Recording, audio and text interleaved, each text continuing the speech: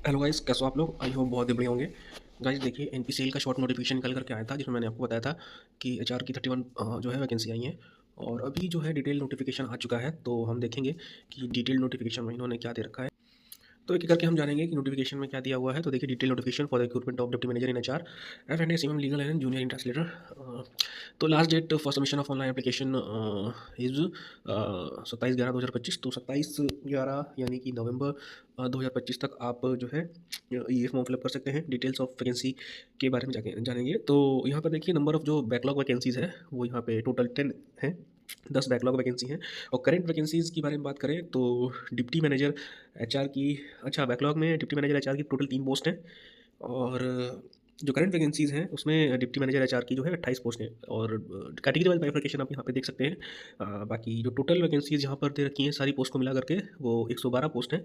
और 10 पोस्ट ऊपर की यानी कि 122 पोस्ट है टोटल की। आपकी पोस्ट की जानकारी डिप्टी मैनेजर एचआर की 31 post is a good number. तो चलिए एजुकेशन क्वालिफिकेशन एक्सपीरियंस की बात करते हैं। डिप्टी मैनेजर एचआर की जो एजुकेशन क्वालिफिकेशन यहाँ पे इन्होंने बात की है वो है graduation in any discipline with not less than 60% marks plus 2 years recognized full time MBA और 2 years recognized full time post graduate degree और 2 years recognized full time diploma और 2 years recognized full time master of the management studies और 2 years recognized full time MSW or recognized integrated MBA from UGC AICTE recognized university institution with not less than 60% marks in aggregate with specialization in HR, HRM, charity personnel, management distillation, personal management and distillation, labor welfare, social welfare और dual specialization with one specialization above in areas। तो ये सारी जो है आपकी यहाँ पे educational qualification मांगी गई है। इनमें से कोई एक भी आपके पास क्वालिफिकेशन है तो आप यहाँ पे अप्लाई कर सकते हैं। मतलब कि ग्रेजुएशन आपके पास तो होना ही होना चाहिए, लेकिन उसके अलावा आपके पास 2 साल का MBA डिग्री 60% मार्क्स के साथ, या फिर post graduate degree in management, या फिर MBA, या फिर MSW, या फिर इन सारी चीज़ों में जहाँ ये इन्होंने दे रखा है। तो आपकी एचआर से रिलेटेड जो भी पोस्ट ग्रेजुएट डिग्री है वो आपके पास होना चाहिए। तो ये आपका एजुकेशनल क्वालिफिकेशन है। एक्सपीरियंस की यहाँ पर इन्होंने डिप्टी मैनेजर में कोई बात की नहीं है। तो आप फ्रेशर हैं, आप अप्लाई कर सकते हैं, विच इज़ वेरी गुड।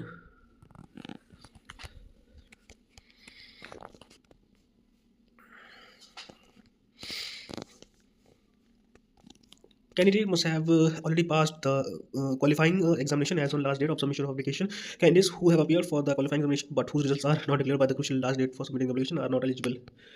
तो यहाँ पर इन्होंने बता रखा है candidates must have pass the qualification examination as on last date of submission application. तो यानी 27/11/2025 तक का इन्होंने जिन्हें भी अप्लाई करना है वो यहाँ पे क्वालिफाइंग एग्जामिनेशन जो है उन्होंने पास किया हो। और candidates who have appeared for the qualifying examination but results are not declared by कुछ letter.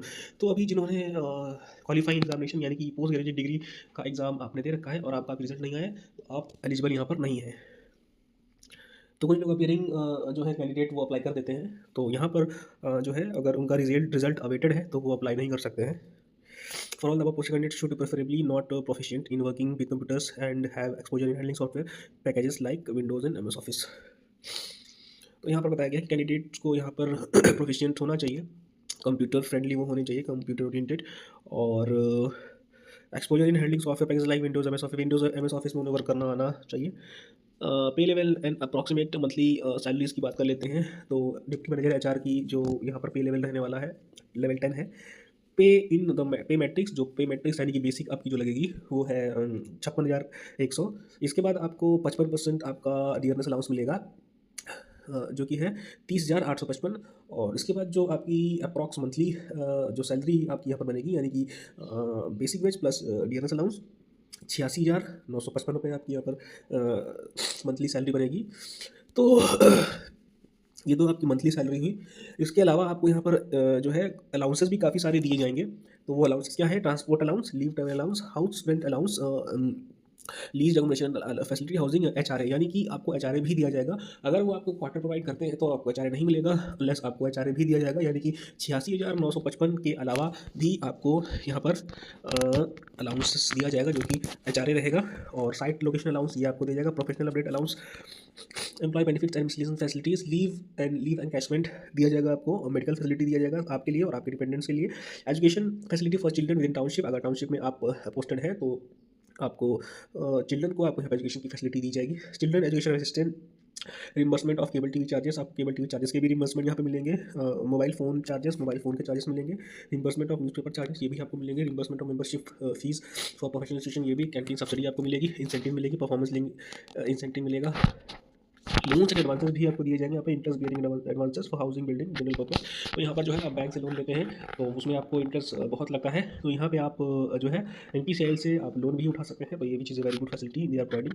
Retirement benefit, social security schemes, तो आपको रिटायरमेंट के बेनिफिट यहाँ पर जो है मिलेंगे आगे चलते, जो कि है EPF, gratuity, post retirement medical care, benevolent fund, group insurance, NPCIL defined contribution pension scheme 2025। तो ये सारे आपको जो है यहाँ पर बेनिफिट दिए जाएंगे, which is very good to the candidate, to the employees of the NPCIL. So these were all the compensation which you would be getting.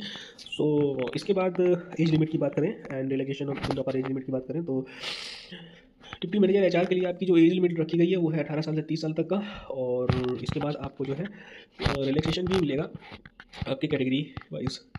ये सब पोस्टिंग की बात करें तो the deputy manager HR and junior translator may be posted at any of the NPCI unit headquarter or account project of NPCIL India depending on the organizational requirement. So however, the selected candidates will be liable for posting at site station project headquarters, joint ventures of NPCIL and DI establishment, including posting abroad as per the organizational requirement. So यहाँ पर जो है ये NPCIL की कोई भी unit पे आपको पोस्ट कर सकते हैं।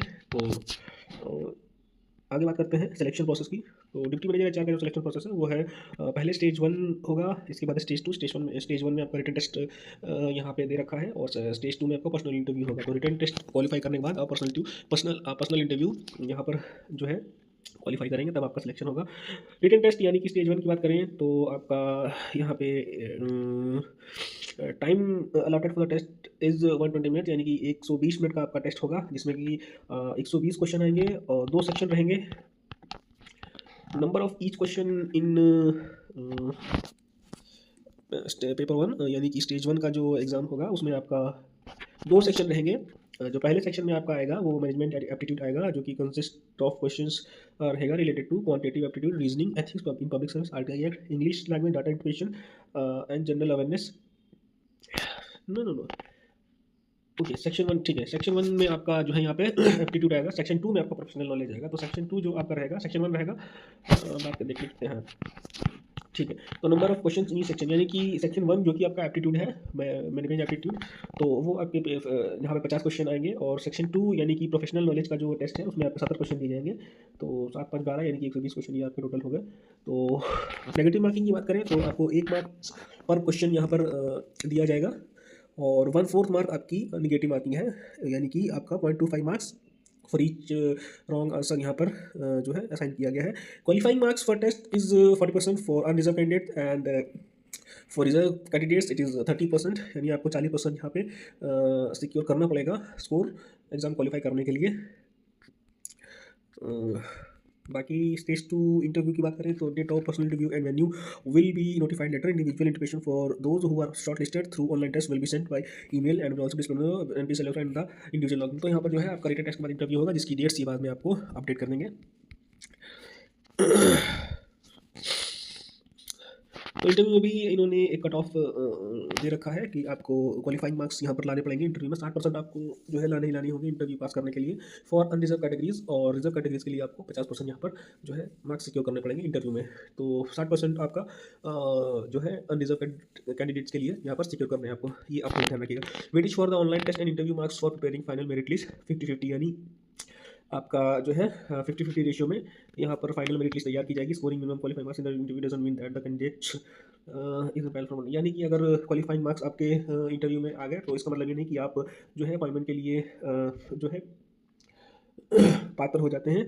आपको यहाँ पर बीट करना पड़ेगा फाइनल मेरिट में।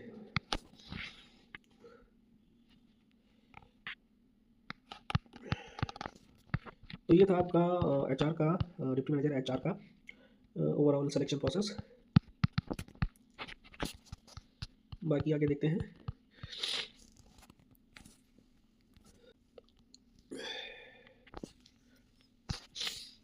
तो ट्रैवलिंग अलाउंस भी यहाँ पर आपको दिया जाएगा। तो those outstation applicants who appear for the interview for the post of deputy manager HR will be reimbursed first class not first AC, third AC back and fourth rail fare by the shortest route only. including Rajdhani Shatabdi Duronto Express on production of ticket boarding passes in original. No TA reimbursement is payable for appearing for online test. तो यानी कि जो interview के लिए यहाँ पर आ रहा है आपको उसका ये आपके टिकट फेयर का जो है अमाउंट रिम्बर्स करेंगे। आप किसी भी पोस्ट के लिए यानी HR, FNA, CMM और लीगल यहाँ पर जो है किसी भी डिसिप्लिन में आप यहाँ पे जो है अप्लाई कर रहे हैं, तो आप इंटरव्यू अगर देने जाएंगे तो आपको जो है ये ट्रैवल फेयर का आपको रिम्बर्स कर देंगे। लेकिन आपका जो रिटन टेस्ट होगा, रिटन टेस्ट में आपको जो है कोई भी TA आपको नहीं दिया जाएगा, यानी कि ट्रैवलिंग अलाउंस आपको नहीं दिया जाएगा। बाकी verification of original document document, तो यहाँ पे आपको ओरिजिनल डॉक्यूमेंट दिखाने पड़ेंगे आपके इंटरव्यू के टाइम में और डॉक्यूमेंट वेरिफिकेशन के टाइम में। तो यहाँ पर पर्सनल इंटरव्यू के टाइम आपको आपकी लैंग्वेज में ऑप्शन दिया जाएगा। तो applicants appearing for interview will have the choice of answering the question either in Hindi और इंग्लिश। तो यहाँ पर जो इंग्लिश में कंफर्टेबल है वो इंग्लिश में आंसर कर सकते हैं, और जो हिंदी में अगर कंफर्टेबल है तो वो हिंदी लैंग्वेज ऑप्ट कर सकते हैं। हाउ टू अप्लाई, ये आप वीडियो पॉज करके देख लीजिएगा। रजिस्ट्रेशन शुरू हो चुके हैं। सो आप यहाँ पर जो है 27/11/2025 तक का आप फॉर्म फिलअप कर सकते हैं, ये आपकी लास्ट डेट रहेगी। इसके बाद आपको अप्लाई करने दिया जाएगा। सो 27/11/2025 तक जो है आप जल्द से जल्द अप्लाई कर दीजिए। एप्लीकेशन फी की बात करें तो यहाँ पर 500 रुपये आपकी जो है application fee deputy manager HR की दी हुई है, जो कि अनरिजर्व कैटेगरीज के लिए है। रिजर्व कैटेगरीज के लिए आपको कोई भी फीस नहीं देनी पड़ेगी। So unreserve categories are exempted for the fee. तो यहाँ पर आपकी जो है अनरिजर्व की एप्लीकेशन फी है वो 500 रुपये है।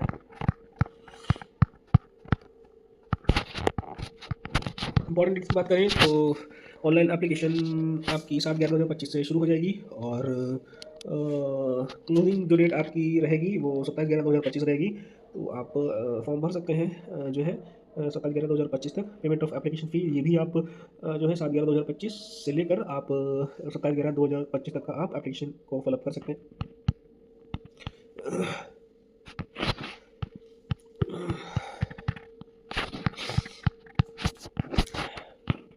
सिलेबस की बात कर लें तो syllabus for deputy manager HR का जो सिलेबस यहाँ पर दे रखा है वो कुछ इस तरह है। पर्सनल मैनेजमेंट में इन्होंने क्या क्या टॉपिक दे रखा है, तो पेपर 1 यानी कि टॉपिक 1 यानी कि आप नहीं, टॉपिक 2 आपका यानी कि प्रोफेशनल नॉलेज की जो है सिलेबस यहाँ पर इन्होंने दे रखा है, वो है पर्सनल मैनेजमेंट में functions, job analysis, job description, job evaluation, organisation structure, man power planning, recruitment and selection, placement and induction, principle and practices of management, HRM concepts and function, performance appraisal, career planning, success planning, training and development, management development, compensation management, ये आपका जो है personal management में topic आएगा।